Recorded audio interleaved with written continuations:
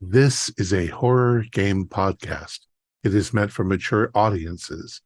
It may contain adult language, violence, and sexual themes, as well as shocking revelations. Viewer discretion is advised.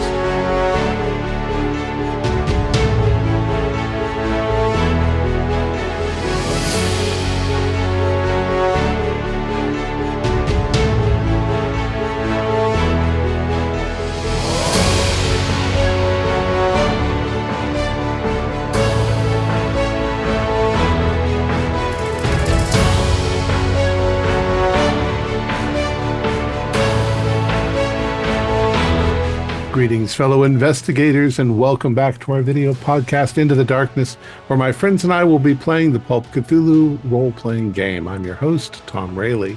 The campaign is Two Headed Serpent. It was written by Paul Frigger, Scott Dorward, and Mathew Sanderson. It's available directly from Chaosium and also from Drive-Thru RPG.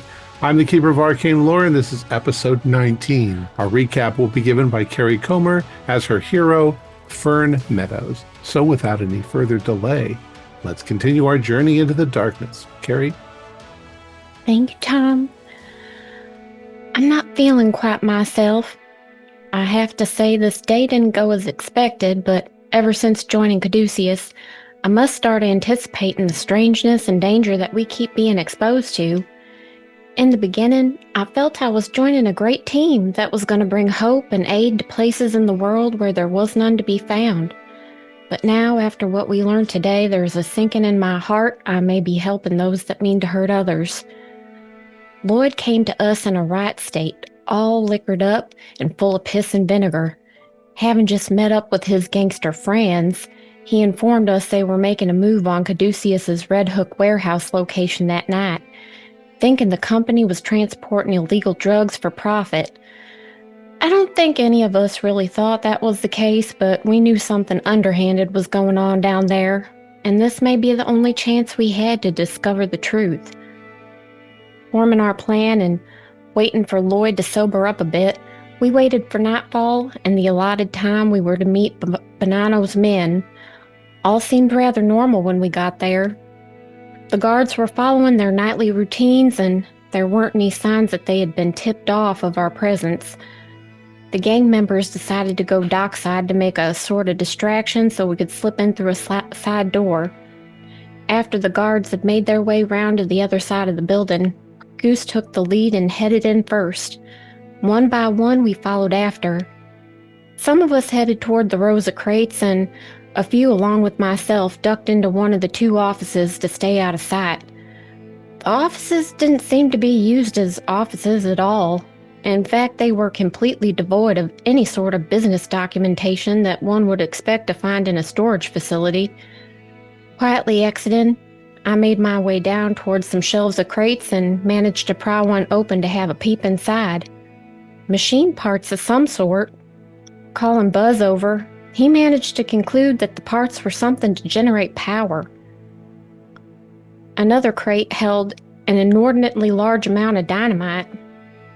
Quietly grouping back together, Goose pointed out what looked to be some sort of elevator near where the guards had parked themselves by the dock door entrance. There was also a set of stairs leading down. We decided to try our luck and see what was hidden below when Bonanno's men started firing away outside the warehouse. As we hastily made our way down, a terribly loud alarm started blaring, and two guards emerged from a door below. They seemed to be rushing in a panic up the stairs, but before they could react to our presence, Goose clocked the first one in the face so forcefully, his nose came clean off, revealing his serpent form beneath. Completely shocked at this revelation, I just reacted and steamrolled into the second guard, knocking him back down the stairs, while Stoney leapt gracefully over me, bonking him into unconsciousness. Cautiously making our way through the door the guards had come out of, we saw to our right a giant wall of glass that enclosed a control room with lots of machinery. The elevator shaft was directly in front of us, and to the left were these strange, giant horizontal tubes suspended from the ceiling that went on forever and emitted an eerie greenish glow. As some of us peered closer into these enclosed tubes, it became clear that they weren't carrying water or anything of the like, but contained giant mutated mosquitoes with what appeared to be the husk-like remains of hundreds of human bodies. I realized at this point that our employer was hiding some sort of twisted bioweaponry. As I stared dumbfounded at these alien-like insects, Jack started yelling, "Run!" at us from inside the control room. All of us were scrambling towards the staircase door, and in the fray I lost my footing and was left behind. The skeeters were released from their capsules, and I desperately made my way to Buzz in the safety of his enclosed glass room.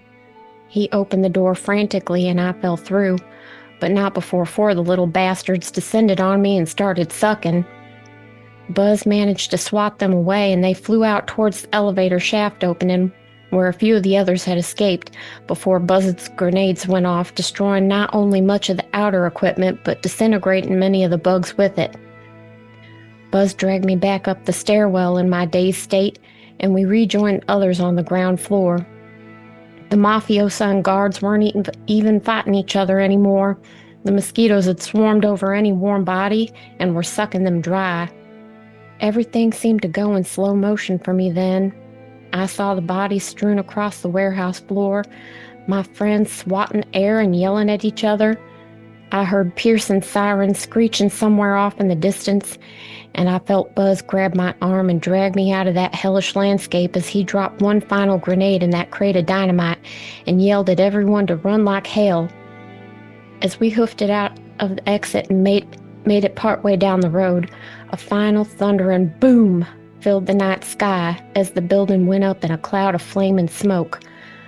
I bent over, sucking air into my lungs, and a terrible feeling of dread filled me as I realized my friends and I may be facing more mortal danger from our employer than we were from any outside threat. It was perhaps coming time for Tyrannish to come out of her cage and for us to start setting things right. Excellent. So I do want to ask,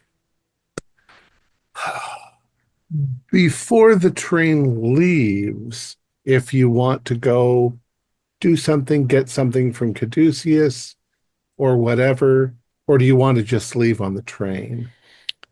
They were expecting you to leave, so.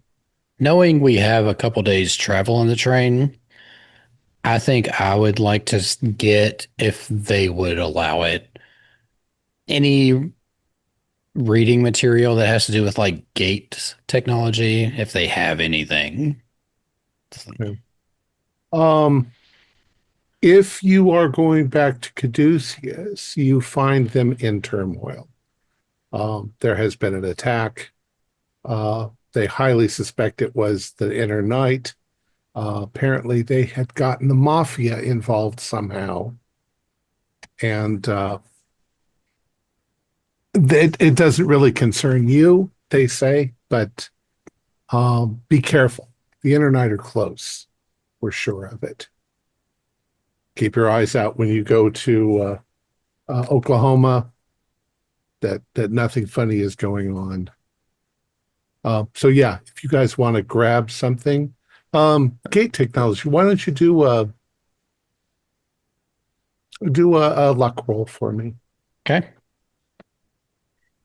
32, which is way under my 99 luck. Okay.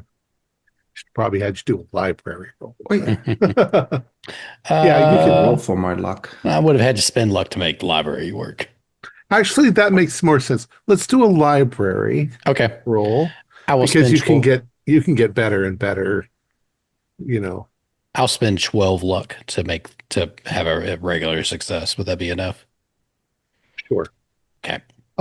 You find some modern scientific papers. One of them, in fact, produced by Gonsalves, in which he's discussing the benefits and if they can recover technology of that kind. And give me we can do this on the train. Anybody else? I think we were all in agreement to take the whip it is to control the snakes. You mean the So scepter? The Or scepter it was. Yeah, oh yeah, the whip was for the giants. Then I think we'll take the scepter. And I also wanted to bring materials to disguise myself. I was thinking going in there disguised, so I can disguise myself by losing my disguise. If that makes sense. Well, did Okay. anybody have any luck of finding a safe house for us? I think Buzz's girl Partner is Frankie. working on it. Yep. Hopefully, that's it'll be acquired and set up by the time you get back. Well, do you think that we should inform Tyrannisha what we found out last night before we leave? She might know what those things are, but Exactly. feel free, I would say. Y'all are gonna Right. have to make the decision I would without like me. to know if she has any information that could enlighten us a little bit why in the hell Caduceus would have a setup like that. All right. So this is what happens. As you take the elevator down to Tyrannisha's level, as the elevator doors open, you hear quite a lot of boisterous yelling coming from down towards her room. It's obviously her and someone you haven't really heard his voice that much yet, but you do recognize it sounds like Joshua Meadham. You do notice that there are a couple of guards down at the end of the hallway. You hear her yelling. Do a listen roll for me. One thing I'm terrible at. What did I do? Oh, four. That is extreme. Yes. I got a hard. Okay. How? My ears are working today. So through the muffle of the glass and the wall and everything, you hear her quite distinctly yell in Nekal. She says, you are as bad as each other. I refuse to serve the father of snakes or the mother of darkness. May you both be struck down. And there is suddenly this vibration in the building. And the glass ahead of you in the wall that goes into that room shatters. And you hear Meadham yell for a moment, and you hear that the guards start to run in that direction. What do you do? Does it look like I would be in danger from falling debris? Probably not, but you'd have to go over the glass as you go, or you could look through the window into the room Oh, from the edge of the window. well, I guess I'll look into the room then. Okay. You too, Buzz? Yeah, I think so. Just as you get up there, there's a kind of a rush of wind. You feel it, and it's coming from behind you and pushing you forward as if something is in that room sucking the air. You hear more crashing. Things are falling over. Things that were in her room, her phonograph, things like that are falling over. And just as you get to the window and look inside, that sort of pattern that she's had been drawing on the wall, it's almost like it's a vortex spinning around, and you just catch the back end of her going into that vortex, and then it closes like a thunderclap, a boom, like that. And Meadham, who's fallen to the ground, is helped up by Channing, and he's like, we're going to need to put this place on lockdown. She's escaped. We're never going to find out what we need to know from her. And they're about to barge out of that room if you want to do something first.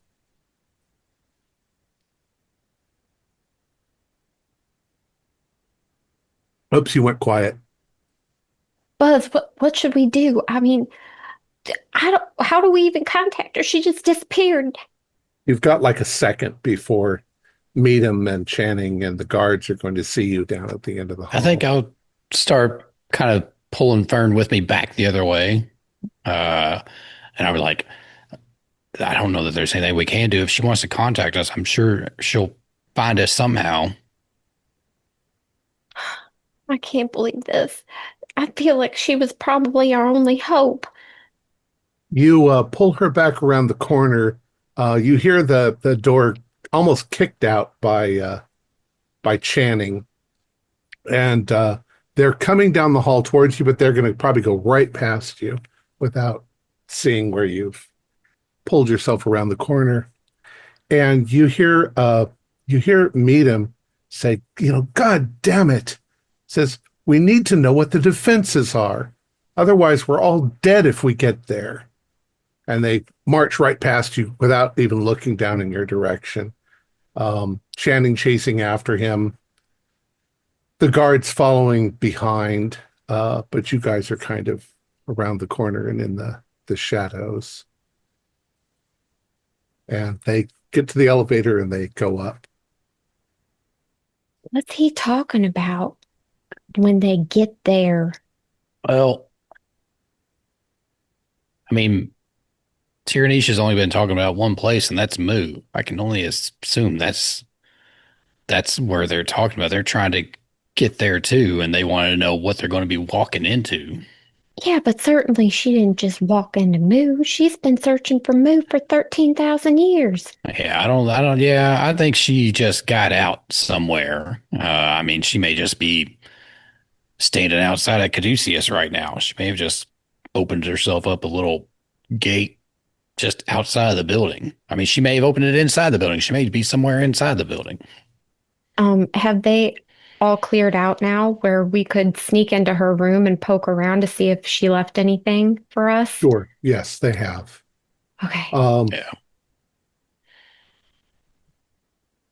You can, though, hazard a guess that other people will be here soon because it was quite a noise.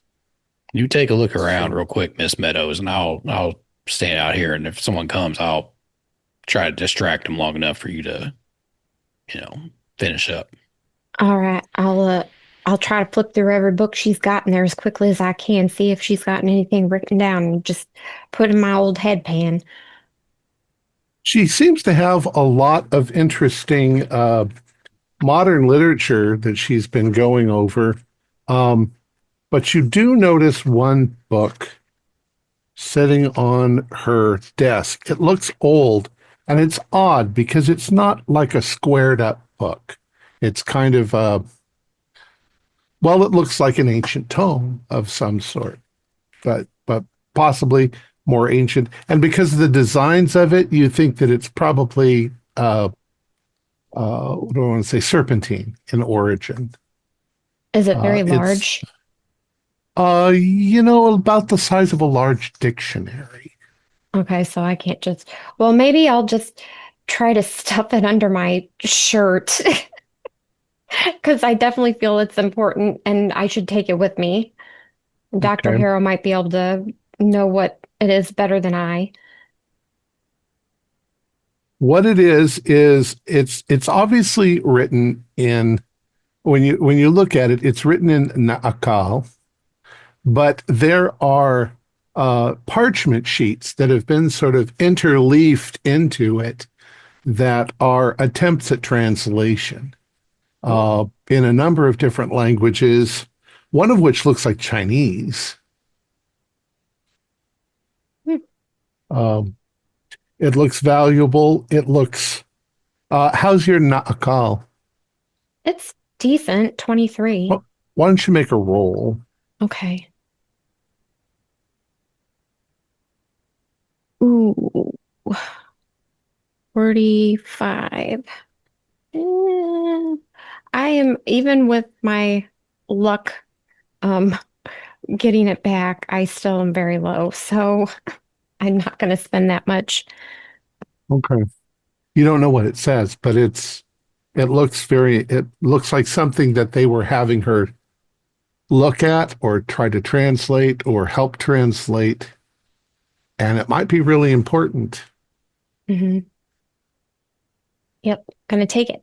Snatch it. Maybe Buzz has bigger pockets. Or you have a coat or something you can throw over it or something. Right. My Um, lab coat. You probably can guess now that the building is going to go on lockdown in the next few minutes, unless you can get out. Where's everybody else? I'm sleeping in a garbage can, if I remember correctly, after last session. Oh, that was earlier today. We didn't leave you in a garbage can. You've woken up. I did. We don't hate you that much yet. You know you got a train ticket, so.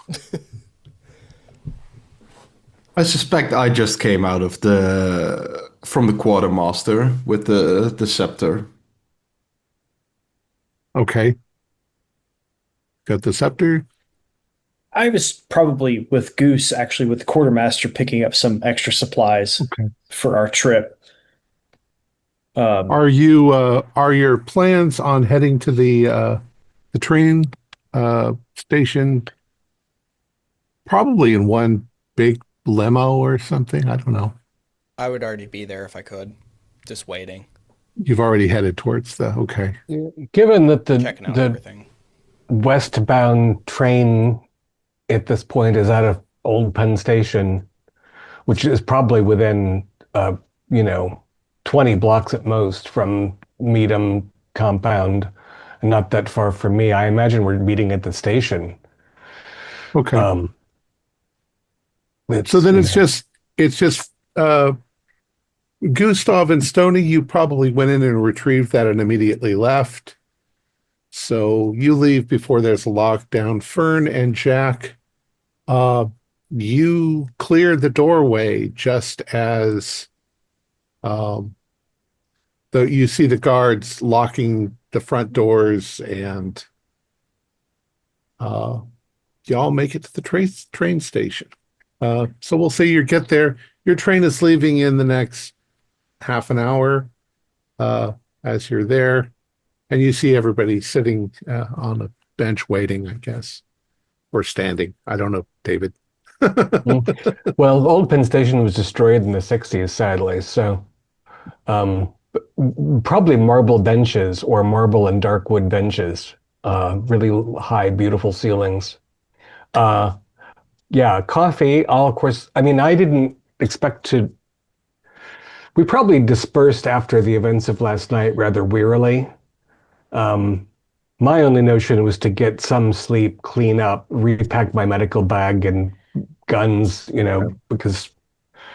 So I am probably the freshest of the crowd. You guys mentioned bringing weapons like grenades. Do you guys have, let's say, do you have steamer trunks, or how are you going to transport them? You can't like walk around with them. Yeah, no, I think that's a good idea. We could have at least a steamer trunk full of some grenades and and then another one full of everything else we need. Yeah, Your clothes. And then just some books and clothes thrown on top. And you guys notice Fern has this, looks like she's pregnant with the book underneath her. I'm sure Jack was too gentlemanly to let her carry it. Yeah. Found a canvas satchel somewhere. Yeah. You never know. We might get better service if they think I'm with child. Rectangular child. Miss Meadows, how does that, I've never asked, how does that photographic memory of yours work? Do you remember stuff forever, or? Well, it's like I look at things and they get filed, and I can kind of flip through the filing cabinets of my mind and pull out whatever I need when I need it. That's interesting. I might need you to look at some stuff I have, because I'm trying to figure out this gate technology, because I mean, if nothing else, I mean, if I can get us a gate in wherever, Caduceus or wherever we're going to call home, that we can travel anywhere, that'd be might be, flying a plane that's going to get taken out of the sky by some flying monstrosities, or spending 2 days on a train, or whatever Well, I mode. did watch Tyrannish trace that symbol on the wall. I'm figuring that's some sort of gate. I don't know where to. Well, I got some materials I'm going to read on the way over there about this gate technology. I'm trying to, I feel like there's some good applications that I can do with it. So, and maybe if I find something useful, I'll have you just take a look at it and file it away in your brain filing cabinet. I can certainly do that. It seems to be endless, which is rather nice. I bet that'd be useful. You ever fancy being a mechanic? I mean, I guess I could do whatever I please, really. It doesn't take me long to learn something. Maybe once this is all said and done, I'll have a spot in my shop for all of us. Making a vehicle run on plants, now that would be something. That's kind of thinking I like. In a sense, of course, they already do, in that coal, They're for example, is it's all energy from the sun originally. So before we get on the train, I imagine I'm going around with like a cigarette in my hand and I'm just kind of shaking a little bit from like last night. And I'm just like looking at the train and trying to see if there's anything that's off about it before it gets here. I'm looking if there are other members or anybody that looks strange that might be on the train with us. I'm scoping everything out of paranoia. Yeah, Fern's looking over at him. You see any of your little gangsta buddies hanging around here? Okay. Yeah. If I see anything. Unfortunately, it's a busy train, so there's a lot of people on it. You suspect that as it goes, the numbers will dwindle as people get off at wherever they're going. This is not an express train to Oklahoma City. But it will take us all the way there. We're not going to have to get on another train or anything. That's correct. Yeah. Okay. It'll go through Oklahoma City. But nobody's staring at us or following us or like really paying attention to us. No, not really. Yeah. No one with a tail. I haven't noticed anything like that. No scales or anything anywhere. Why don't you do a spot hidden for me? Well, that's nice. But that's such a low stat. I rolled a 42 and my thing is a 41. Okay, so how about this? Maybe I should burn it. Maybe I should spend 21 points of luck to make that a hard. You don't think so? Spend the 1 point to make it a pass. Yeah. That seems... Okay, I'll definitely spend 1 point then to make it a pass. Okay. Since you passed the roll, you don't see anything. So. Ah, crap. I could have let you spend spend 21, yeah. And then tell you that you don't see anything. If they're on here, they're on here. Classic. You know, and if they're on here, doesn't change that. So I'm going to just throw something at you to make you even more paranoid, like the waitress or whatever keeps shifting her eyes or something. For 2 days, we're going to pay different train staff to elongate their S's and stuff just to mess with Lloyd. Y'all are cruel. All right. Y'all are really fucking mean. So the conductor is, board, ready to get on. Now let's see, what kind of train? I suppose since this is you're going 2 days, you'll all have berths. Yeah. Probably you don't have private rooms. Probably not that unlike a cheaper setup like the Orient Express, where there'll probably be there'll be bunks. 2 bunk beds on both sides of it. Yeah. But they'll probably have little doors and stuff because train travel is the main way. Yeah. So Fern might have a stranger. Actually, yes, I think we'll describe it the way it was in I Love Lucy. It's a corridor and then there's a bunk above and a bunk below, and then curtains so that you don't see in. And then there might be 4 of those in a row in one car, 4 or 5 of them. So you're all in the same car. Well, yeah, I was going to say, I'm like, I could bunk with one of you. That's no big deal. And we could just say we're cousins if people were like, oh, they're not married. Well, they're individual berths. Yeah. So it's not like anybody's sharing, And you're not paying. They're paid for by Caduceus. Yeah, and it might be classier than curtains because it's a long trip and Caduceus has deep pockets. Might be a little doors, and there are certainly little like table areas and smoking areas and lounges around. And, yeah. All right. You have to spend most of the time horizontal. The train takes off, and there is that hypnotic that gets faster, and it seems like no sooner does it pick up speed, then it slows down again and stops at another station, and then does this over and over and over again, monotonously. But it's beginning of the day. Your train left at 7:30. So you're not tired anymore. Maybe you're a little tired from last night. You find a place in the lounge where you can all sit together. What do you do? We could say it's not really quiet, but it's not really technically private. But at the same time, you can barely hear each other over the sound of the train going. So you don't think people at the next booth can really hear. It's semi-private. I figure I'll let y'all know what I'm working on. I figure that I kind of talked to Miss Meadows a little bit about it, but I'm really fascinated by this gate technology that we've encountered, and I think it might be nice if I could figure it out and we could kind of have our own little gate at Caduceus or, wherever else we decide to set up, which we should probably talk about that if we're going to maybe try to have a new, safe house or something. But I think it'd be nice to have a gate that if I can figure it out, connect to anywhere for faster travel or, if we have another sun bomb blowing up, it'd be nice to just get right back to, wherever in a few seconds instead of,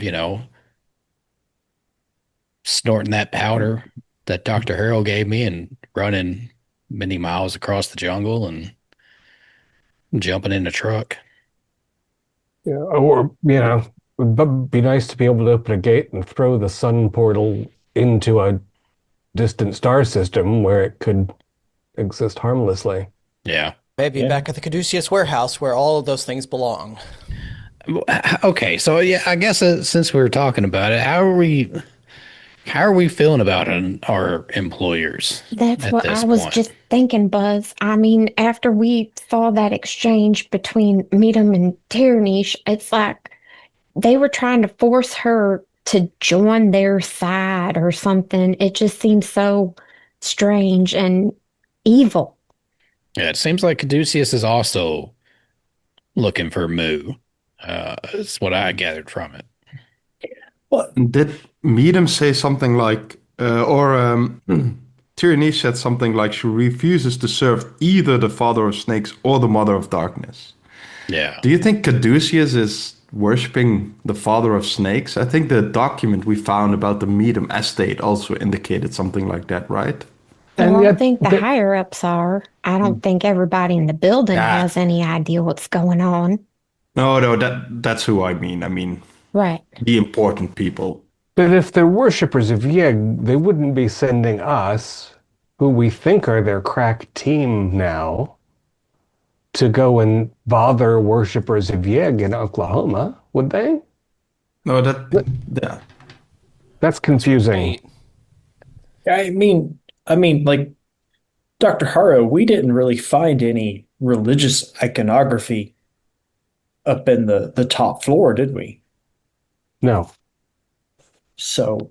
No, the only thing that was suspicious that, was the suggestions that he was reptilian. But we've definitely been, it seems as though Caduceus is doing valuable work. That's the confusing part. And so the question is it an organization of different levels that aren't communicating effectively? It's not as the medium didn't know what we were doing in South America. And I'm sure that we don't want the people we fought in Peru to get a hold of the things inside that temple. So in that regard, Caduceus is asking us to do valuable things that are good for humanity.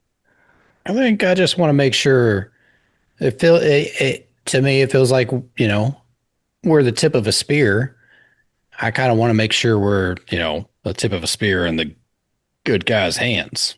Right. And I'm still confoozled over those mosquitoes. What were they doing with that warehouse? What were their plans with those things? And there were bodies down there, boys.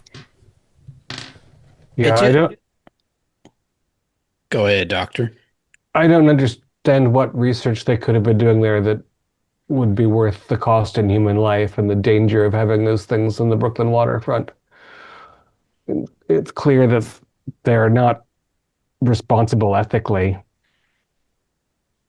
Yeah, we haven't even seen the estate yet, and God only knows what they're doing there.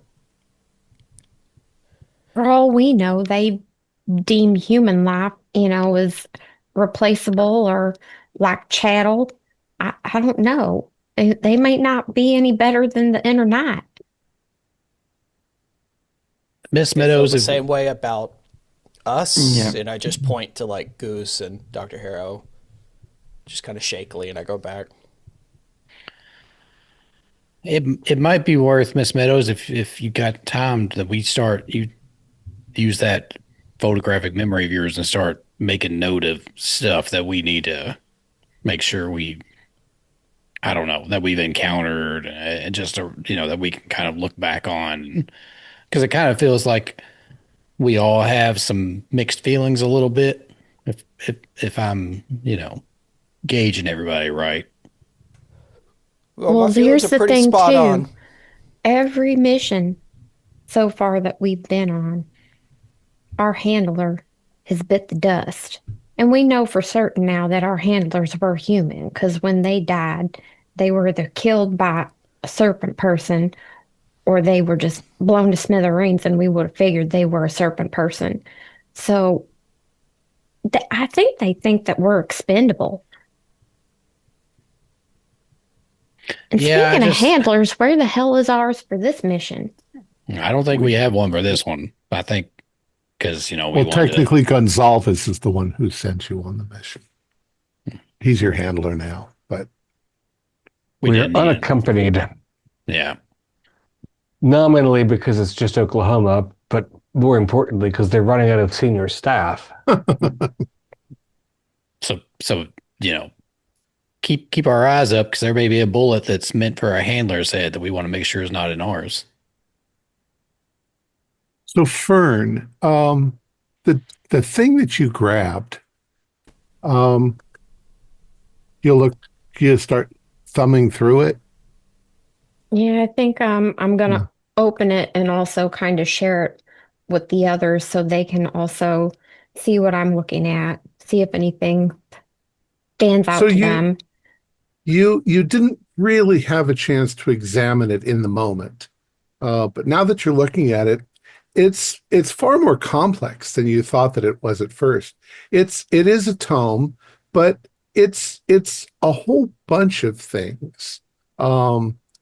People have been making notes for you don't know how long, but there's also modern stuff in there. There's typewritten pages on onion skin that's getting a little old and cracked, and a lot of it is written in English. There's notation in some of the margins that's also in Naakal. There's Chinese. There's many different languages. As you start to read through it, and there's hundreds and hundreds of pages. It'll take you a while. But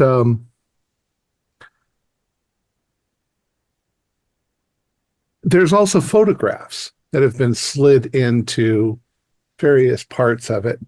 When you look at the photographs look like they are large clay tablets that have been photographed. They're all in Chinese, but they seem to have a great deal of significance. They're covered in writing, and there's figures in amongst the letters that are kind of odd and disturbing looking.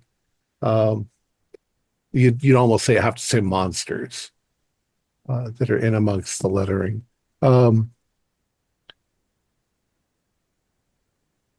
You understand some of them, Naakal.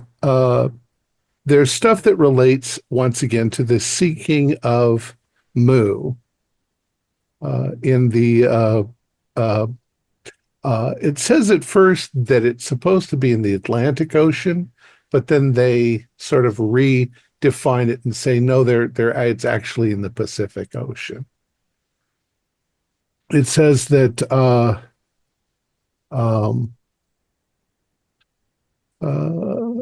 that there were probably large tsunamis, and evidence of these tsunamis can be found in various places. There are some notes from Dr. Gonsalves that are in there. He himself has put in some notation in reference to some of the photographs. He provides like alternative narrations to some of the stuff. You see, I'm being kind of vague.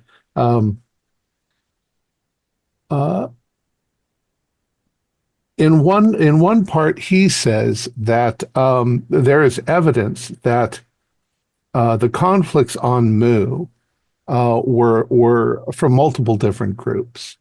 He thinks that the scientists had not only been working on some sort of conversion technology, but that there was also probably a doomsday weapon on the island that could be used to destroy, to plunge the world into eternal night, which aligns with the Inner Knight's plans.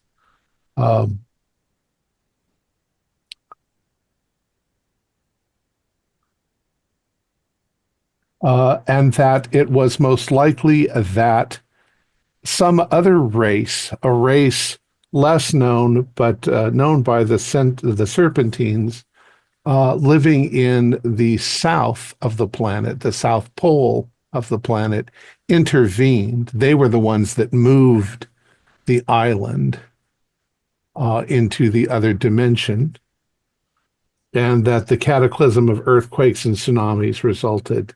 And that if the island were to be rephased back into our space, a similar and possibly even more violent catastrophe would occur. Tidal waves thousands of feet high would blast out when the rock suddenly reappeared. And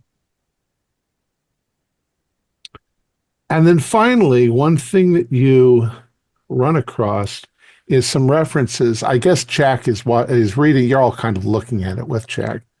Jack realizes that there's information here suggesting that Meadham may have commissioned a portal to be constructed somewhere inside the building for some purpose, possibly in an attempt to relocate Mu himself. Sorry, which building? Caduceus the Meadham building. Or his building. home? Yeah. Okay. The Caduceus building. And that there also looks like they were shipping large amounts of machine parts to an island off the coast of Brazil. The island is Ilha da Queimada Grande. I'll type that in. Anyways, that's about what you're getting. You can all do it SAN loss, or you can roll for sanity because some of the stuff's pretty crazy. I'm good on sanity. I'll pass that. I barely passed, but I passed. Any of you fail? Nope. Cool. So you can gain anything four we pass. 4 points of Cthulhu Mythos. we know. Oh, sorry. If you got more, go ahead. One more thing. There are what look like magical spells in the book, but they would require 4 weeks of study in order to accomplish them. So if you want to try and do that, well, over the course of the game, Yeah. then you'll add some spells to your thing. Do we know what Most of them spells do? most of them seem like summoning spells of one kind or another, or contact spells. So did we lose anything if we passed our sanity check? No, No. Okay. you don't lose anything. Are the things that look monstrous exclusively in the Chinese notes? Well, they're on the tablets. They look like, well, fish people. Mm-hmm. So they're photographs of clay tablets with ancient Chinese and drawings of fishy type hominids Correct. interspersed That's a lot of in the jumping. Nakal. So now we got snake people and fish people. I'm still not over those nasty little monkeys from the Dreamlands. Jeez. Well, they would have been the cute if fuck? they weren't so mean. When we You also- were You also gain 5% Naakal, the language. when we Who were Everyone or just Fern or Jack? Well, if you were all sitting there trying to figure things out, we have 2 days. We probably share it around, ask opinions and stuff. When we were in the building in Borneo with the gate, did I get the sense that took a lot of power to make that gate work? yeah, probably thermonuclear or whatever coming from, because it was built into the rock itself. Next time we're back home, back at headquarters, I'm gonna try to figure out where a lot of the power is going to, because that's where that gate's going to be. If they've got a power source, and it's, which we haven't been down in the secret basements, have we, that we know of? No. Mm-mm. Then whenever we get back, I'm gonna try to figure out where a good amount of power is being drawn to, and that'll help us figure out maybe if he has a working gate or is building one. That's where it's going to be.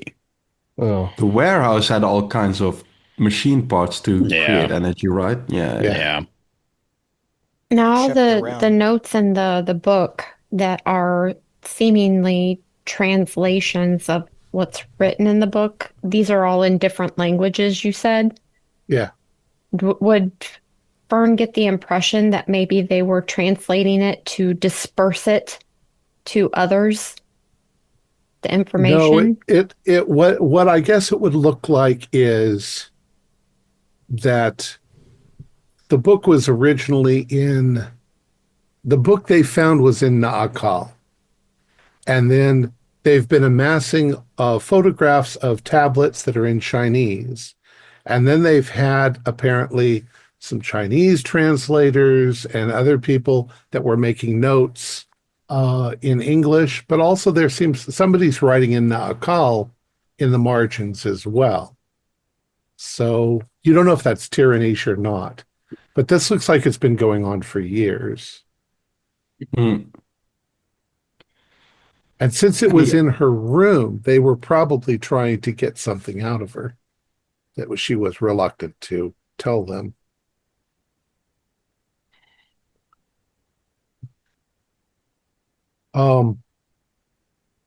As to learning the spell, the thing is that once you know the spell, you know the spell, but you've got to be able to understand it and accomplish it and do it correctly and so forth. So it'll take 4 weeks if you want to learn the spells. Darn it. No fast forwarding for me. And you already did say what the spells were, didn't you? Or I did not. They summon stuff. That's as much. They're as summoning spells. Yeah. It's usually a bad idea. Yeah.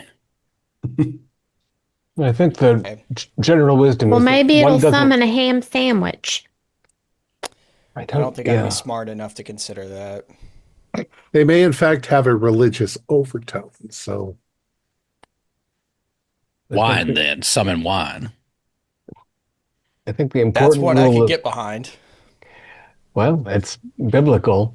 The important rule of thumb is don't summon anything you don't know how to contain. Yeah. Speaking of that, do you still have your whistle? Oh yeah. I mean, I don't know how widespread those things are, and I haven't practiced to learn its tonality because I don't exactly want to call one coming. But if I see another of those god-awful things, I'll start tooting. all right. Well, what's our general plan when we get to what is it? Bingham? Yeah. Oh, what's our plan? It told us where to go. It wasn't just Bingham, right? It told us a specific place. Didn't it say a church? Yeah, it's kind of a. It said come to Bingham. So Well, I mean, I think, Jack, one part of the plan is for those of us who can to be inconspicuous. So I assume, Lloyd, you'll start talking like a hillbilly by the time we reach the Virginias. And by the time we get Oklahoma, you'll sound like a native. Well, just to Not let you know, exactly sure Dr. what you're Harrow, talking about. because I don't know if you're used to being in a small town, but newcomers they stick out like a sore thumb because people tend to know each other. A And, town of 200 people. They should Well, notice they're everyone else who's been broadcast. coming in. Yeah, they're broadcasting on the radio for people to come. So Yeah, I think some of us should be from nearby mild Okies. Some of us should have received the signal from far away. Some of us can just be passing through. We don't have to know each other, apparently. Should we arrive separately? I mean, We're all going to people coming off a train well, don't have to know each other. The train doesn't go through Bingham. We're gonna have to get transportation to there, I think. that's what I assume. no, it does. It There does? is a train Okay. station in Bingham. Okay. Okay. Well, okay. Fair certainly enough. Caduceus wouldn't have been stupid enough to put us all up in a hotel, There's together. probably only going to be like one hotel in Well, this. I understand that, Yeah. but I'm saying if they put reservations in for all of us at the same time, doesn't that look kind of suspicious to anyone? I think it's probably up to us once we get here. So do we need to pair off or? I think that's wise. Also, As long be as we careful have that our- any who heard the call coming. I felt more of a tug than usual from this broadcasting. So I think Serpentine people are more susceptible to it. So you all Everybody- felt tugs? Y'all felt called? Because I'm just going because we were told to. But you and Doctor, I think Thom mentioned that, right? Yeah. A strong curiosity. It's kind of what you felt, a tug. I know that. Jack everybody does not do- know that. I'm more curious Everybody about the do, barbecue Oh, myself. okay. Oh, sorry. Do spot hiddens for me. Everyone? 15. Yeah, we're all which sitting there is- together. I've got a hard success. 04. I also have extreme. hard success. I Okay. have a fail, but I can spend 10 points just to be Don't told spend that's don't nothing spend again. anything if somebody did it. Naturally, because you're all a little bit paranoid, you're watching. Every time somebody walks by, every time somebody sits down, you're just constantly sort of scanning.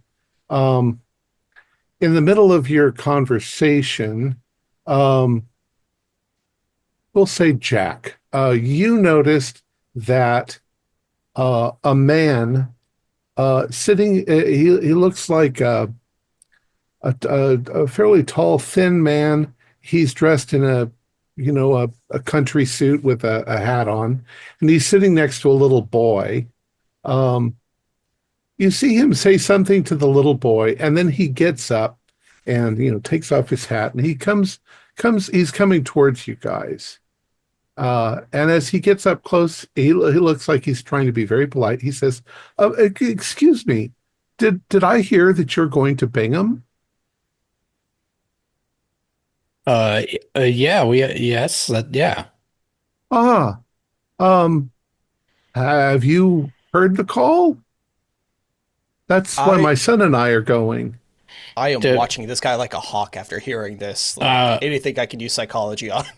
What kind of call did I don't I'm just kind of call? We're hoping for, I'm not sure. Perhaps I'm intruding. No, it's fine. There's a preacher there that we've heard is able to. He's in touch with the Lord, and the Lord he's been able to effect miracles. And I know that kind of thing doesn't really happen. You see, my wife, my son's mother, she passed away recently, and we're left without her. And we were just, I don't know, hoping, maybe not hoping against hope, but hoping that, well, to gain some relief. And if you don't know what I'm talking about, then perhaps I'm mistaken, but do any of you all hard looks at the Serpentine folk? It was on the radio.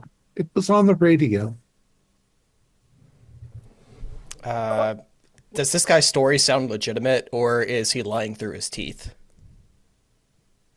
I think the GM's going to answer questions like do a psychology roll if you want to.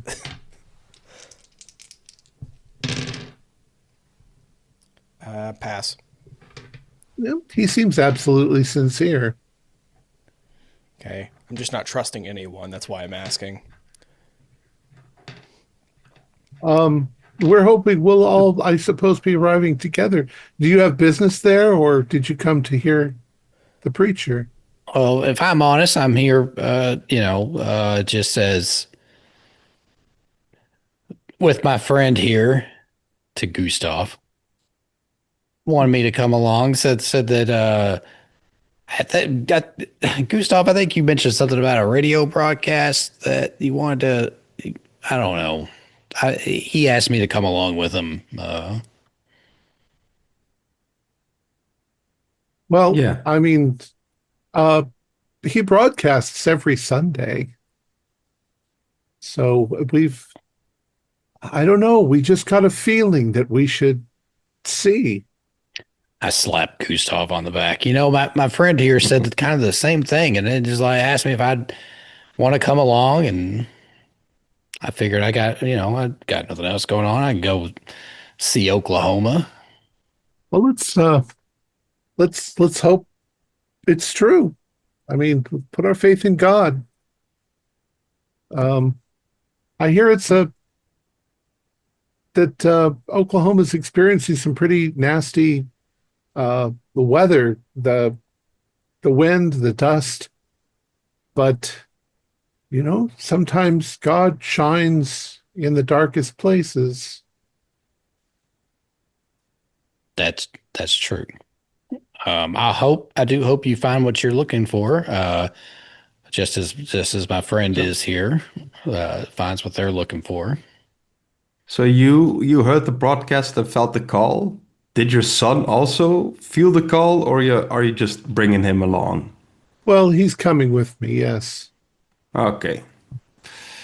That's good. Well, I won't bother you any longer. Good voyage, says, and turns around and goes back to sit with his son. He seems bright and happy. Well, seems like me and Gustav are a team. I was going to Something suggest not right that about him. There's just something not right about him. I don't know what it is. He's Well, he's a serpent guy. well, this is something I was meaning to. And I'm just constantly pulling my hat down lower and lower on my face. Take everyone's temperature about.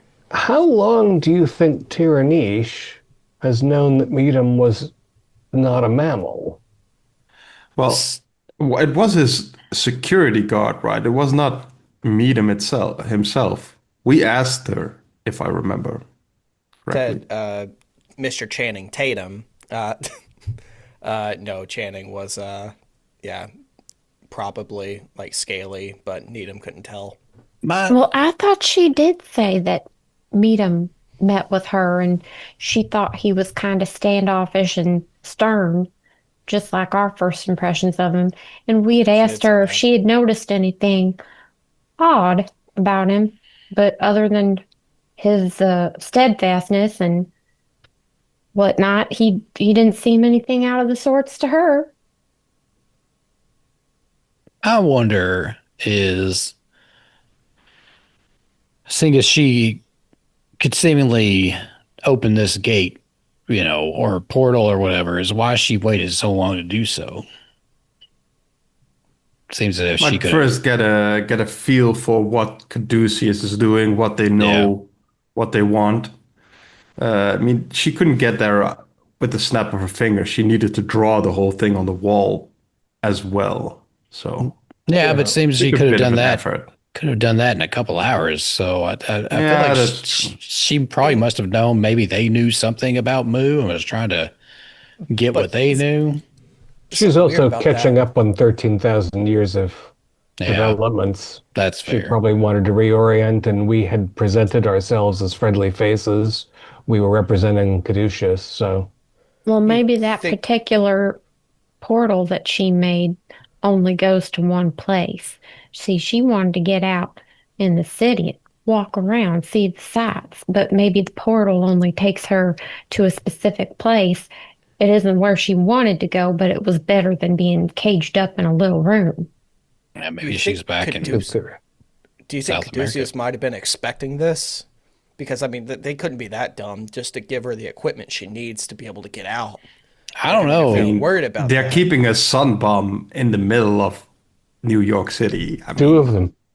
I really don't think they know how powerful she really is, because I think there would have been much more security posted at her room. Yeah, she'd have said she'd have been in an empty room with nothing else in it, I would think, if they knew. So they have more dollars than cents. That's what I'm getting out of this.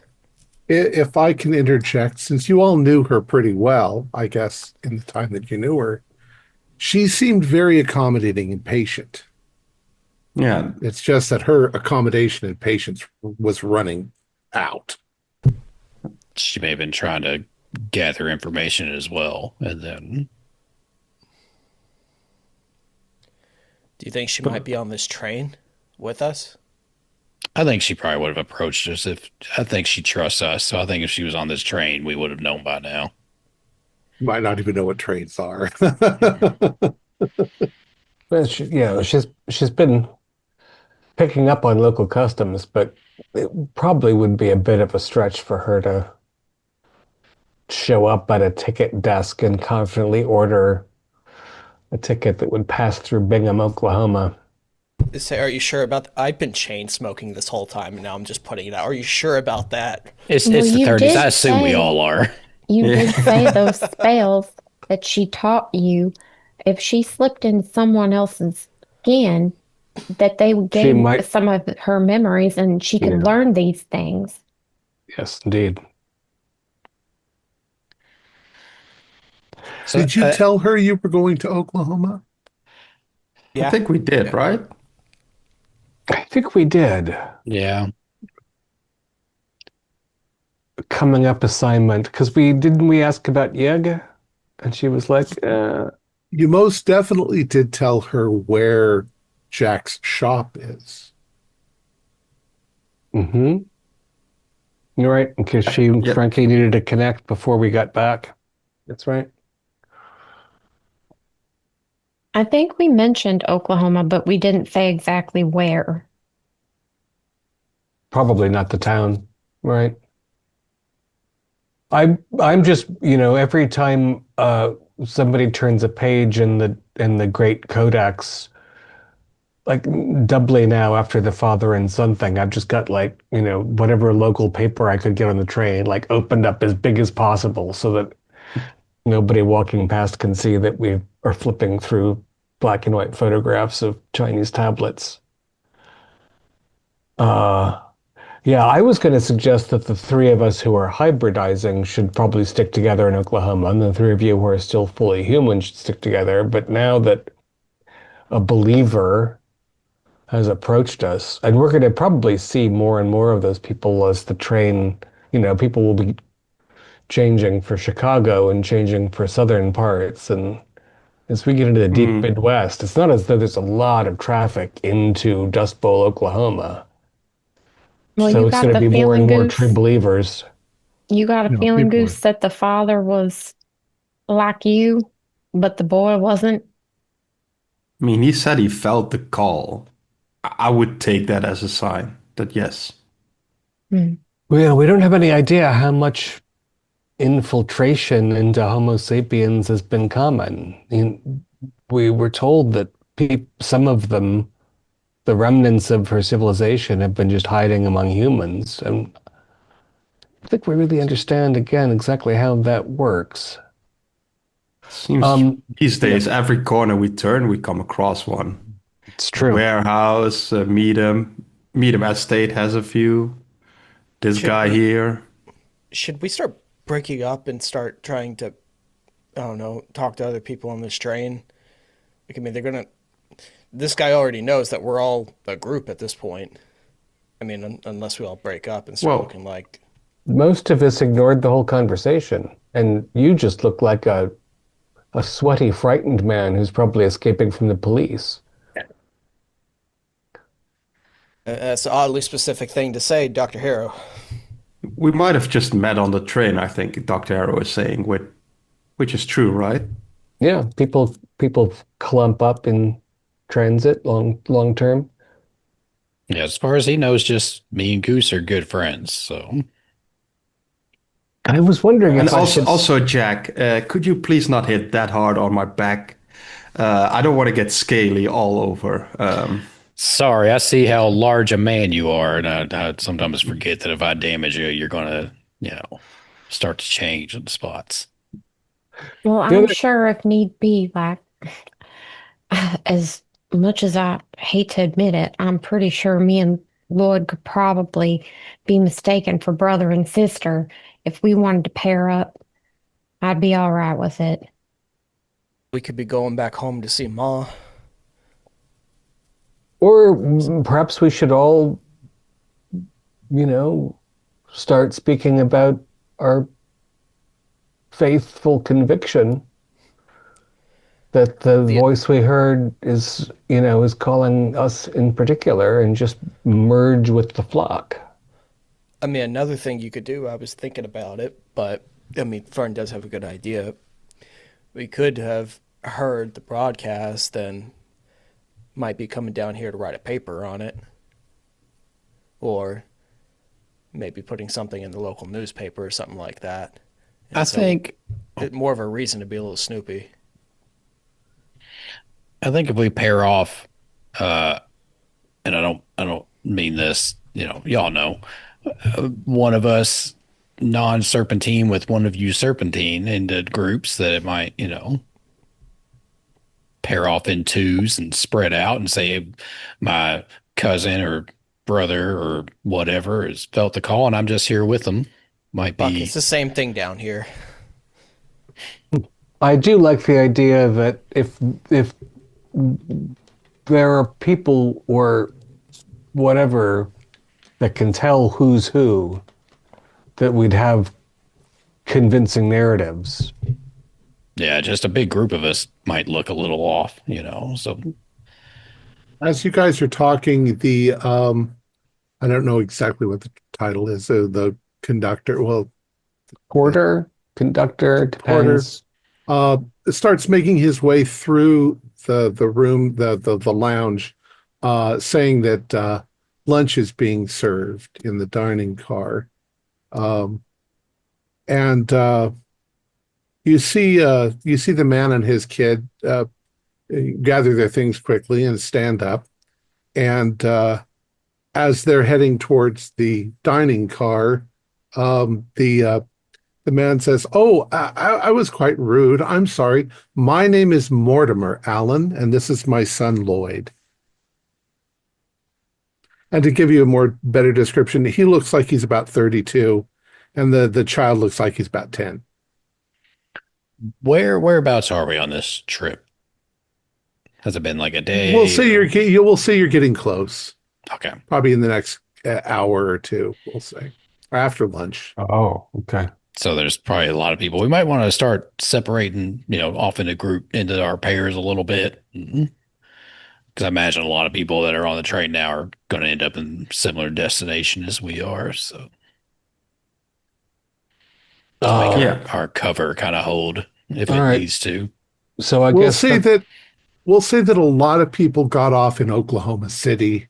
So there's less people on it now than there were earlier. And looking around as people make their way to the dining car, do a lot of people look like they've got a little funny light in their eye, like they're true believers? Not really. Some people just passing through. Mm-hmm. Right. Well, Stoney, I guess that makes you and me partners, which, we can talk about the war. Yeah. Yeah. Good. All right. All I right. wonder if they have any gerbils for dinner or something. I don't think the train company will have been prepared for what's ahead. I do think that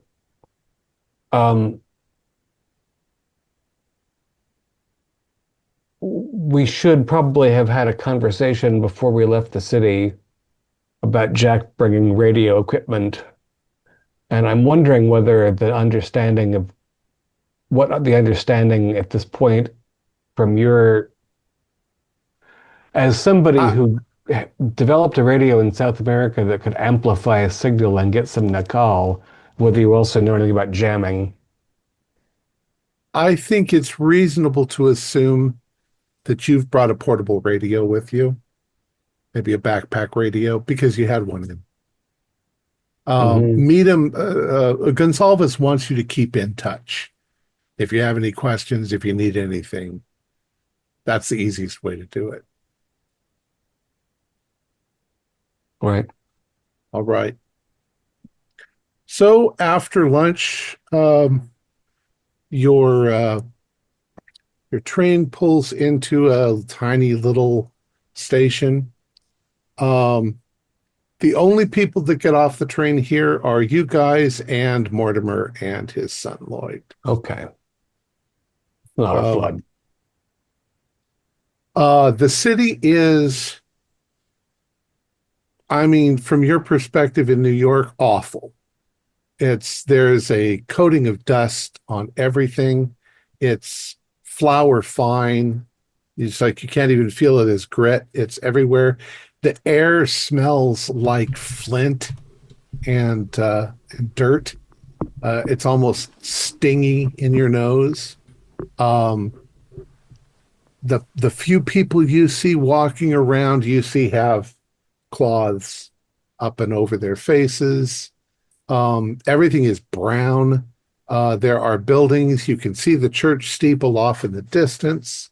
But everything is coated in soft brown dust. And fortunately, it's not blowing today. It's settling almost like a fog. The station that you're at, it looks like it's the train station, and there is a telegraph station there. And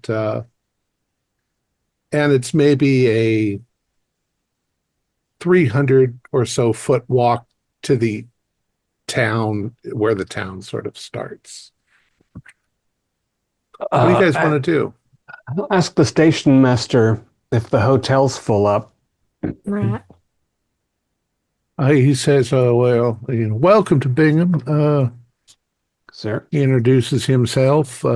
He is, let's see, what's his name? I swear to God, if it's Lloyd. Town of Lloyd's. It's also a post office. It's Nathaniel Clarkson. And he says, well, there's two places you could stay in town. There is the Bingham Hotel. And he sort of looks out the window and he says, it's that used to be white building. It's 2 stories high. It's one of the bigger buildings in town. It's got a balcony all the way around the top floor. They got quite a few rooms, or you could stay at the Deadhead Saloon, which they have some rooms as well. Don't know, you're not the only person who's come in, but over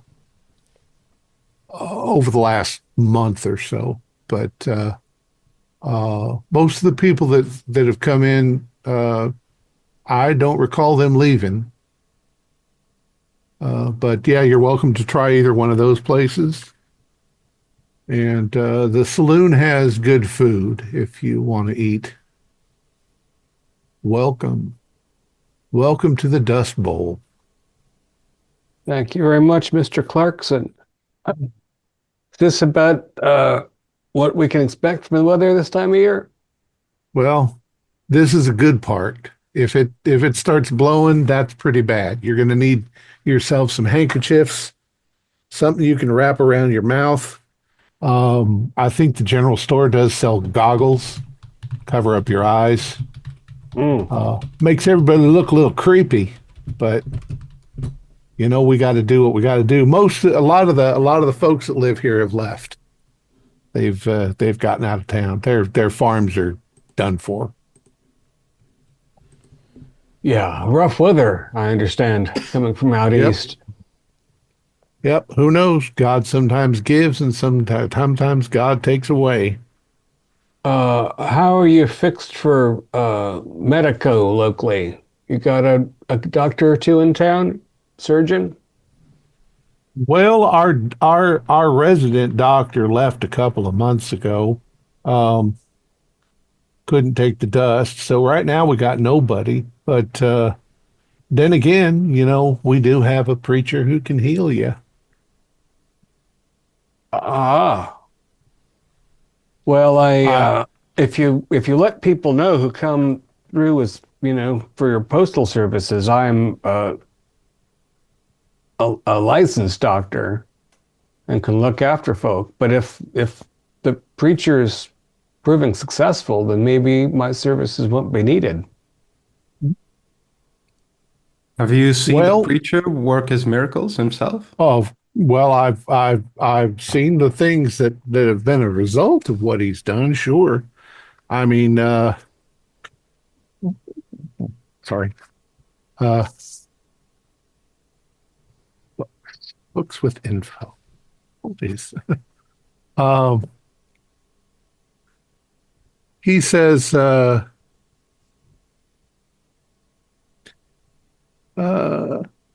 years, he says the poor blacksmith's wife, she suffered from a painful skin condition. And a couple months ago, the Reverend Cornfield laid his hands on her, and now she looks wonderful. Looks younger than she did before.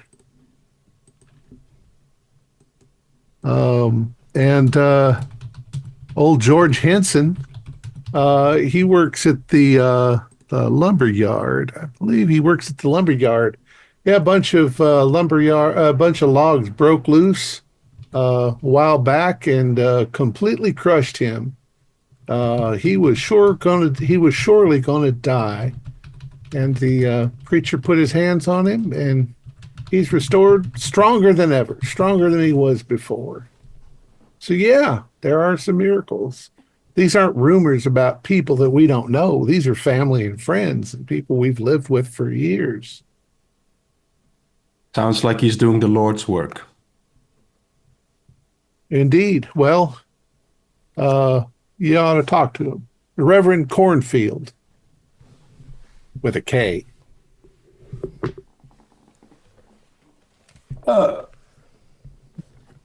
And I guess that's the Reverend that set up the radio program. Oh yeah, he's been doing that most of the time that he's here. He records it in the back room here, and then we send the record. We got a little record set up in back here. He records it here, and we send it to Oklahoma City, and it gets broadcast on KFOC radio. So between the time the Reverend speaks his words of power onto your shellac, how long does that take to get for a Sunday broadcast? Does he do it on Tuesday? Usually less than a week, yeah. The mail's pretty good, even still. It's a fine train line we came in on. Yeah, if it wasn't for the train line, we don't get as many people out here as we used to. But hopefully this horrible dust bowl will pass. How long has it been since you had proper rains and decent crops? Quite a while. I'm not sure of that timeline. It's been a while. And did Reverend Cornfield grow up around in these parts, or did he come into the church from some other place? Oh no, he's been our preacher for quite many years. That's another one of those miracles too. He looks way younger than he used to. I'll be. Must have been blessed. Well, that's what we believe. We believe that God looked over him. When everything started to get really bad, our Reverend Cornfield knew that he needed to do something in the vein of what Jesus did. He decided that he would go into the wilderness seeking the truth, and he left the town and walked into the wilderness for 40 days and 40 nights. And when he came back, he was blessed. He was glowing. He was full of life and ready to begin preaching God's word. That's a bona fide miracle if I ever heard one. Man can't live in the desert 40 days. And he didn't take nothing with him either. No food, no water, nothing. But he relied on the Lord, and the Lord blessed him. Praise the Lord. Praise be. Pleasure to meet you, Mr. Clarkson. I'm sure we'll be seeing you around. This is my friend Stoney. We were overseas together in the war. Yeah. Yeah. I wouldn't mind a little healing myself, although I'm used to the way it looks these days. Bigger things happening. Well, you are welcome. We're always welcoming to strangers who come to our town. Just don't cross the sheriff. You'll be fine. I'd personally recommend the Bingham Hotel. We'll look into it. Hopefully they got a room or so for us. All right. Now, as you guys are getting ready, if you're ready to leave, you do notice that Mortimer and Lloyd have gone on ahead of you, and it looks like they're heading towards the hotel as well.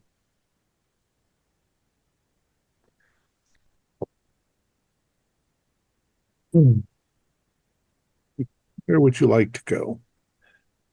Well, First, check in our luggage, right? Do we all want to go to the hotel, or maybe one group to the Deer Head? Deadhead. Maybe one of us, one group, go to the saloon or whatever. Yeah. That's what I would suggest as well. I feel like I would like to put out my shingle as a medico, so I would want to get a nice room at the Bingham in case anybody does want to see a doctor still. That leaves the anyway. brother and sister at the saloon, which I don't know, Fern. It's an awful strange place for us to be making our home for a while, especially if we're going to be good Christian little brothers and sisters here. I mean, me and Gustav could Yeah. go to the saloon if y'all aren't comfortable going.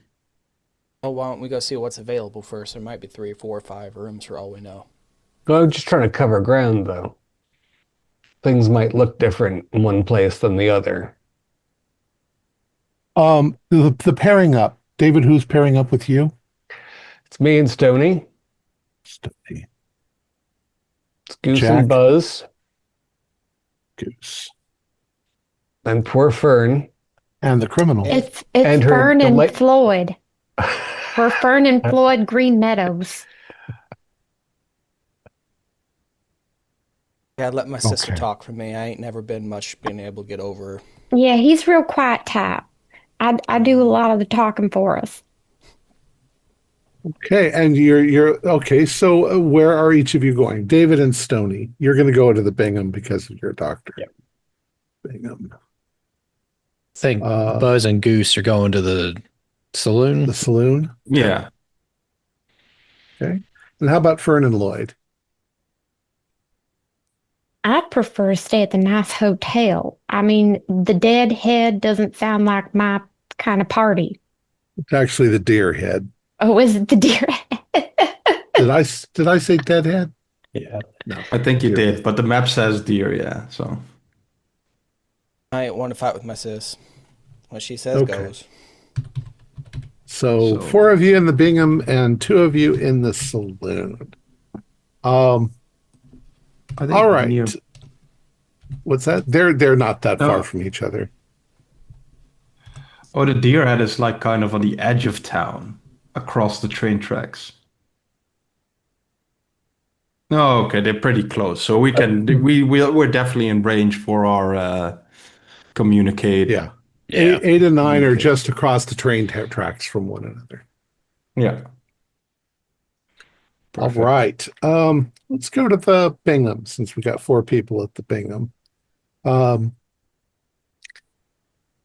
It takes you just a few minutes to walk to the Bingham. You step inside. You can see that they have the door going in. One of the doors doesn't open.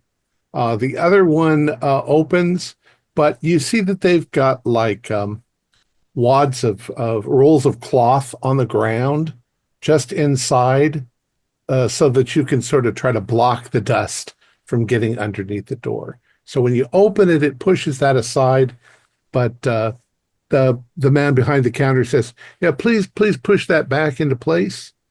It's all we can do to keep the dust out. Welcome. Welcome to the Bingham. I'm Delbert Adams. What can I do for you folks?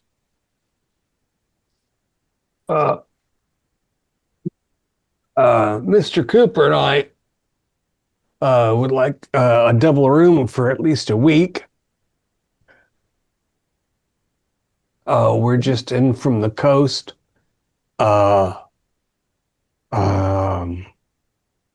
Because of Reverend Cornfield's broadcast. Well, Excellent. So you've come in, you've heard the word. Sure have. That's you're the fourth person this week that's shown up. Uh, that's wonderful to know. Let's see. We'll put you in room 4. That's upstairs and down the hall to the left. And you folks? Oh, unless you have more to say to him. I was just going to say, if anybody, I told the station master, postmaster, I'm actually a medical doctor. So if anybody slips and falls between services and needs bandaged up, I'm available while I'm in town to help folks out. Well, you might not have any work here, Doc. So far, all we seem to need is the preacher. He's got a gift from God. So I hear. He is spreading the good news on the radio and in his church services.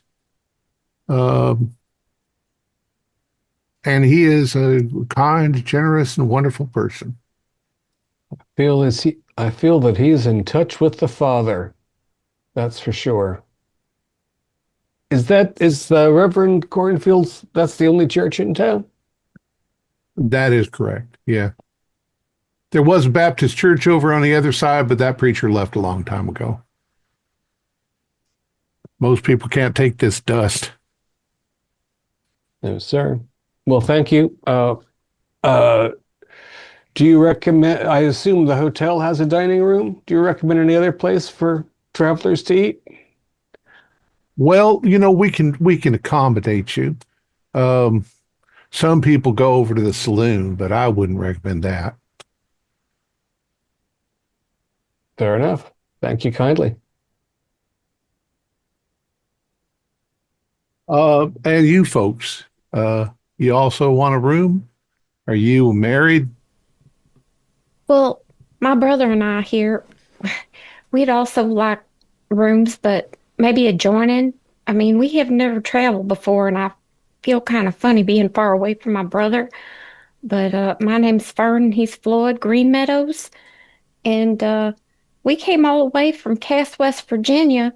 My brother never has talked too much since he was a little in Tyke, and after hearing the Reverend's sermon on the radio, he just been talking nonstop and wanting to see him and kind of dragged me along with him. But I felt, he felt real passionate about it. So I thought it was real important. We've had so many people show up that have been touched by God, that they've heard the word and they're here to see for themselves. I can accommodate you. I'll give you rooms 5 and 6. There is an adjoining room. That sounds great perfect. To me.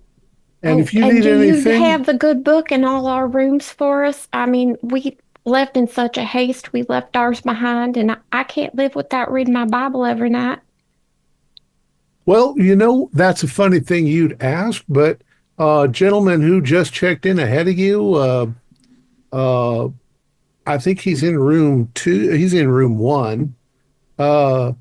Man and his son, they're Bible salesmen. So if you need something, I think he's got quite a few. He's got a case full of them.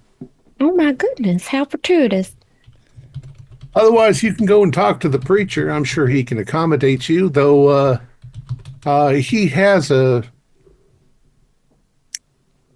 he's told us, that there's a lot of mistakes in the standard King James version of the Bible. It's an old English, and he's been working on making corrections. So he's got an updated version? That's what he's working on. Yes, ma'am. Did you hear that, Floyd? He's quite the scholar. And of course, God talks to him. Oh, Floyd, I think we came to the right place. You were certainly right. That's all I say. So he gives you keys to your rooms, and he tells you, if there's anything you need. And he turns around and goes, Rosemary, we got people. And she's like, well, take their bags up for them. And he's like, so unless you've got more questions, he'll get you settled in your rooms.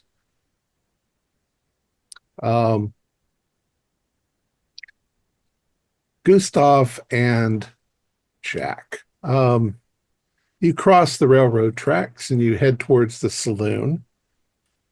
And you can see that the doors are unlocked. But when you open up the door and step inside, it's very cliche as to what people are like in small towns.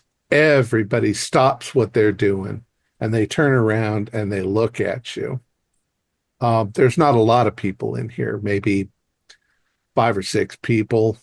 There is a bartender. The place is kind of nice. It's still dusty, dust everywhere. And he's cleaning out the dusty glasses. It's got a mirror behind the bar, and he's dressed like you would expect a saloon keeper to be dressed. It's a little odd that it's currently prohibition. He's got this place open, but there's a young couple sitting in one booth and a couple of other people sitting around. They all stare at you. You want to do a psychology roll? Sure. Goose is what, a size 90? Yeah. Yeah. I'm a 70, so a couple big fellas. I rolled an 86, so Psychology, I wrote a 44. they're all looking just to greet me. I could spend 14 to make it a success, which I will do. Regular Well, success. I'm sorry, Gustav, did you get a success? Oh, no, I would need to spend 40 luck or something. So I see. Yep. Well, Jack, you get the distinct feeling that they were conversing, and because they don't know who you are, they all shut up really quick. And if they continue to talk, they drop their voices down and lean into each other. I think recognizing that we maybe interrupted something, I look over the bartender. I was like, heard you got some rooms available, maybe? Yes, sir. Welcome. Why don't you come on over here? We'll take care of you. You need 1 room, 2 rooms? Well, if you got 2 next to each other, I think we'd take that. All right. I'll set you up here. Why don't you have a seat? Can I get you anything to drink? What have you got to drink? We got whiskey, we got gin, we got beer. I wouldn't turn down a shot of whiskey, I don't think. Look over at Goose. I'll have one as well. Yeah. Because my name is Maurice Walstead. He says he gets out a couple of glasses that he's recently polished and sets them down and pours you up some whiskey. And he leans over towards you and he says, we have an understanding with the local prohibition agent. Well, he scratches our back, we scratch his. Well, if I can get myself a nice shot of whiskey here and there, my lips are sealed, except against the whiskey, that is. You look around, you see there's hunting trophies on the wall, what you kind of expect. Even some stuffed fish, from fishing, though you can't imagine any water around here right now. I stick my hand out. Like, you can call me Jack. There's also a full-size grizzly bear. I forgot about that in the corner. Bigger or smaller than Goose? He says, well, nice to meet you. Says, where are you folks from? This is kind of an odd place to hang out. Well, my friend here heard something over the radio, said that he wanted to come out this way, and I'm self-employed, got nothing really going on right now, so figure I'd come out here with him. You heard something on the radio, huh? Well, yeah, we What'd you heard hear on the radio? the word of the Lord, or the preacher telling the word of it. Yeah. Yeah, you're not the first one, but good Yeah, luck with that. How long has that been going on? I don't know, month or two, ever since you know, I'd say how long has it been going I mean, on? About 3 months. you don't seem, if you don't mind me saying, you don't seem extremely happy to have such a blessed man in your town here. You see him look away from you and sort of look around at the others in the room, and they've all sort of closed up. You know, they're listening, but they're not happy or responding. You especially notice the young couple, young man and woman, sitting over there, that they keep kind of eyeballing you. But if you look in their direction, you see they immediately pretend like they weren't. Do we have a spending money provided by Caduceus? Sure. I have money otherwise anyway, so Yeah, I think I have money too. is there like something like a piano or something here in this saloon? Sure, that makes sense. Okay, I might use that later to, hopefully make them a little more friendly. Well, I think I'll say to the bartenders, feeling the atmosphere of the room. It's like think I buy a drink for everybody here. Get to know the locals a little bit. I mean, they all seem a little leaning in, a little cold to us. I like to warm up a little bit. You don't come across as a Bible thumping Christian. Well, myself, you're here breaking the law, aren't you? I mean, myself, not so much. My friend here, he passing interest in what he heard. I mean, we're a couple fellas with little, expendable money. We like to just explore things that, we got to fill the time somehow. And he's a little more Bible thumping, as you say, than I am. So caught his interest and figured I'd tag along. Well, you listen to me, folks. If you come here because you've been drawn by some stupid radio thing, I got to tell you, if you truly, truly believe in the Lord, in God, the God of the Bible that we've all loved and worshiped, then I'd suggest you get back on that train and just leave. There's something seriously wrong here. Well, I'll take that in consideration right after, and he turns to everybody's like, after I buy all these folks a drink, we're going to be here about a week. I'd like to get to know people. One of the men sitting down looks over at you and he says, I got to agree with, the hell was his name? Maurice says, I gotta side with Maurice on this one. If you want the word of God, I wouldn't go to the preacher. And he seems like a nice enough guy, but the devil is the devil in disguise, pretends like he's a sheep when he's really a wolf in disguise.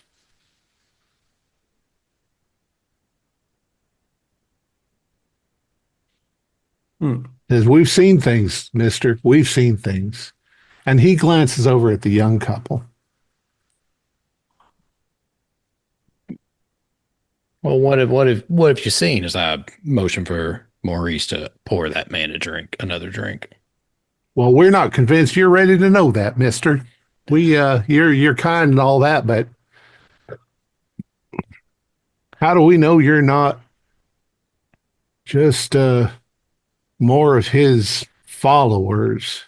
Well, I figure if you reckon we're more of his followers, you might not be spouting off all this stuff just at us. There must have been something about when we walked in that you thought maybe we Well, might the be very on the fact other that you're side of here things. drinking, I haven't seen him drink. Or did you drink? I did. I ordered a whiskey. I am drinking. I mean, I might be a man of God, but God made whiskey for us all to enjoy, right? Indeed. We're just men of the world, learning different things of the world. He says, well,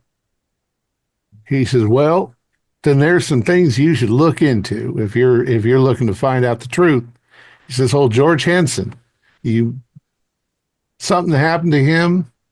He was in an accident over in the lumber yard. He was completely crushed. There is no way anyone could possibly survive the kind of damage done to his body. And yet that preacher done brought him back, and I think he should have died, because what he is now scares the living daylights out of us. Says that his wife told me, his wife Peggy, I think that's Peggy across, his wife Peggy, and he points to the woman, the young woman, says, well, she'll tell you. And the girl pipes up and she says, he doesn't share my bed with me any longer. He's decided that he would like to sleep under the floorboards in the house. He's sleeping under the house. In a crawl space. Did he get his head crushed in the lumberyard? That seems like a odd thing to do.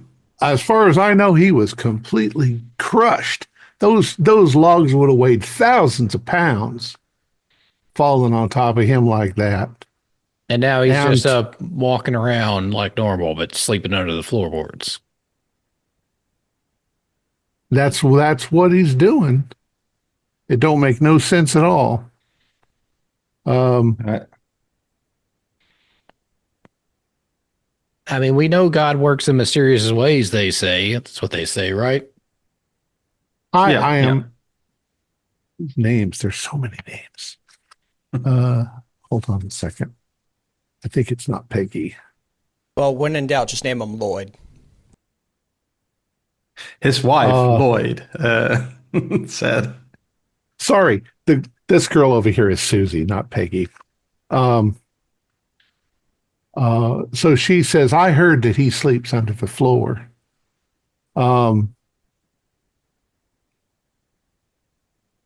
Where's this house at? Well, it's in town.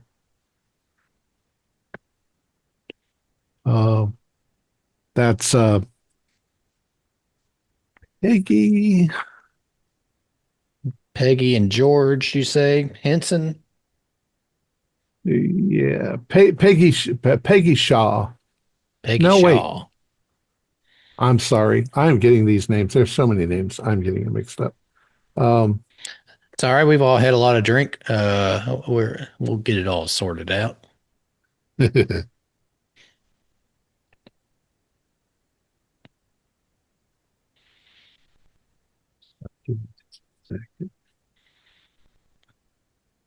I've also noticed there's a couple of stakes in here.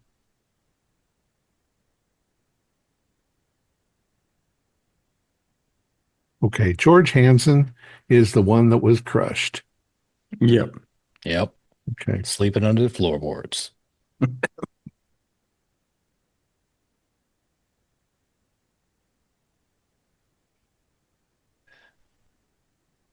His wife is Edna.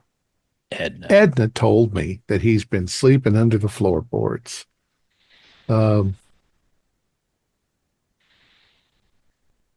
just to be clear, the woman telling us that is not Edna, but she's knows Edna. She's Susie. She's Susie. Yeah. Yeah, okay.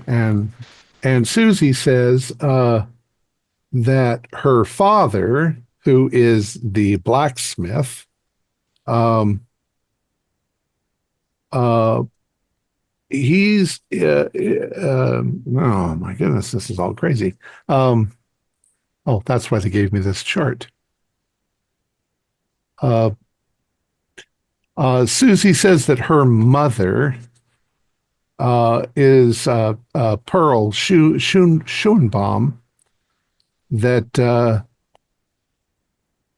her skin condition was completely cleared up, but I caught my mom the other day, and she was taking off her skin. She was scratching it off like when you get dry skin. Yeah. She was scratching all of it off? Well, there was a big, gigantic lump of what looked like not quite leather, but like she took her skin off. Like a big, gigantic thing. Like when you get sunburned and your skin peels, except it was her whole body. And this is all with this new preacher? Yeah, he healed her. And it looked like he healed her. That doesn't sound like healing if you're taking your skin off. And then the young man, he looks like he's 19. He says, and the worst of it is my wife.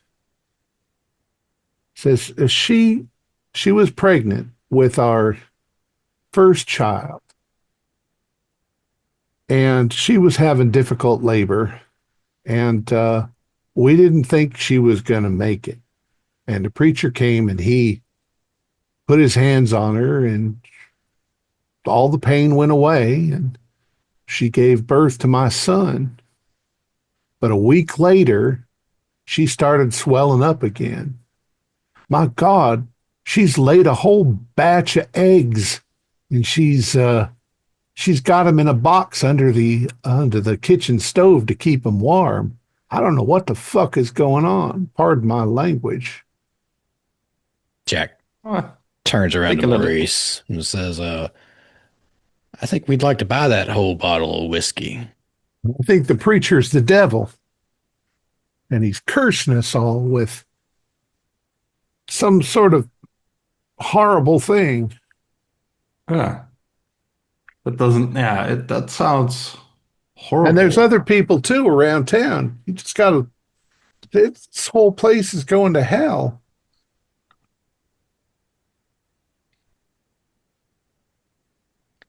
Jack takes the bottle of whiskey that he just bought, pours a little bit more for Goose, a little bit more for himself,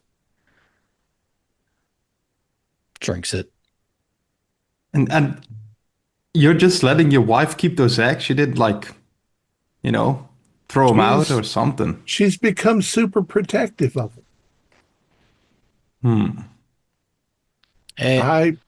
We don't know what's going on. You also get the feeling now that the young man and the young woman are a little too affectionate with one another. So, because the young man and the young man is the one whose wife's at home properly. Yeah, okay, gotcha. And her. Do you think? Do you think we could maybe talk your wife out of it? Have her be my guest. Have a look. Okay. Yeah, where's your house at? He tells you where it is. No. Well, this is a lot. Not what I expected to find. We're going to get settled in, and then we can go look at these eggs that your wife had, or I don't know where to Gustav. I don't know where to start. Do you think his wife is like a platypus or something by any chance? I real close. I think she's more like a snake. Like me. Yeah, yeah. Or Jack's had a couple drinks. Are you laying eggs? Oh no, but I mean, I'm a, I'm a, I'm a guy, you know. Well, yeah. Yeah. Okay, let's get I this think, luggage yeah, full of and grenades up to the room and maybe radio the others what we've learned about everything. You know, Well, you keep don't them up to both have speed. radios. We had the what is it called? The communicators or something, right? Oh, that's right. I forgot about Yeah. those. Okay. Yeah, if you brought those along. I think we go up to the room. For the record, you guys got separate rooms? yeah. I think 2 and so. 3. Yeah. You guys are in Yeah. 2 and 3. So I'm giving you all different numbers so that we don't get confused in the future. I'll take room number 3. All right. I will take the grenades into room number 2 and then go over to room number 3 and said, well, I guess we tell everybody all the, pardon me, weird shit we just heard. I mean, I think that's the right way to say it. I mean, a woman laying eggs. A man sleeping under the floorboards. I mean, I know guys that sleep on the couch or in the doghouse, but crawling up in the crawl space of your home and sleeping under there. And it's not like his wife kicked him out. She wants him back in bed, is the feeling I got. So, Goose, I'm not at least used to. We're friends. I'm not trying to be insensitive. Do you feel the need to go and sleep like in a confined space? You don't. No, I don't. Okay. I don't. All right. Just more a hunger for small live animals here and there, but nothing else really. It's I mean, not as I've changed skin once by now, but that's the only thing I recognize. shed your whole skin once, huh? Scared the crap out of me. Well, I would imagine so. You jumped right out of your skin. All right. Well, let's inform the others. Maybe they can go. We can go look at the lady with the eggs, and maybe they want to go and split off somewhere, and we start figuring out this town. Keeper, what time did our train come in? So it was mid-afternoon. Let's say 2 o'clock. Yeah. So we all got So- settled in by 4. These two Yeah. have already had half a bottle of whiskey. Given their metabolisms, fine. Yeah. With communicating, I assume there's some gentleness to the way they're expressing this over the communicators. Yeah, a little bit. Yeah. Yeah. It seems like we should find a neutral place we can talk without being super obvious to the town. Is there any place to eat other than the saloon and the hotel? Doesn't seem so. Yeah. So like a Central Park or Oh, we Little don't town want to be square. outside. Maybe the library? There is a library. We'd Yeah. be the only people there ever. Well, I guess there would be no one to notice. maybe y'all Or the just librarian. There Maybe has to y'all be some. come to the saloon. A saloon's a place where people gather. We can just, I could Well, we suggest could- too that there are a lot of abandoned houses, buildings. There's also the church, the old one that got left. The Baptist church. We wouldn't want to be seen hanging out there, but it is probably completely empty all the time. Also, just like a shady. Is there any shade, or there are some trees, but they're mostly desiccated? Being outside, well, there are some trees and some shade, but being outside is almost unbearable with the dust. It not only gets in all of your clothes and your hair and your eyes, it's extremely irritating. Well, the hotel's bigger than the saloon, and has more public space. So I'm going to suggest you come over and we'll bump into each other. Okay. And that's probably a good spot to leave it for next week. With all of that to think about. I am certainly coming with grenades now, and a half bottle of whiskey. Wonder how big those eggs are compared to grenades. If it's a snake egg, I mean, depending on how big the snake is, like it's a wife-sized egg, so I'd say like a potato, probably.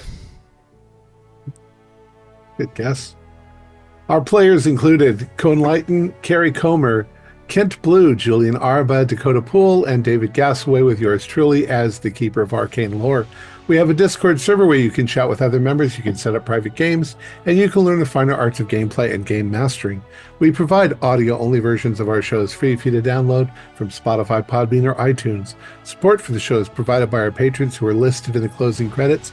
If you'd like to show us your appreciation, please visit our Patreon page, or you can use the thanks button just below the screen. Like, share, and subscribe to our channel, and punch the bell icon for updates on our latest shows. And leave us some comments. We enjoy reading them and answering any questions you might have. This is Thom Raley, together with all the members of our gaming club, inviting you to journey with us once again into the darkness for another adventure into the universe of H.P. Lovecraft and the Pulp Cthulhu role-playing game. Until next time, good luck and good gaming.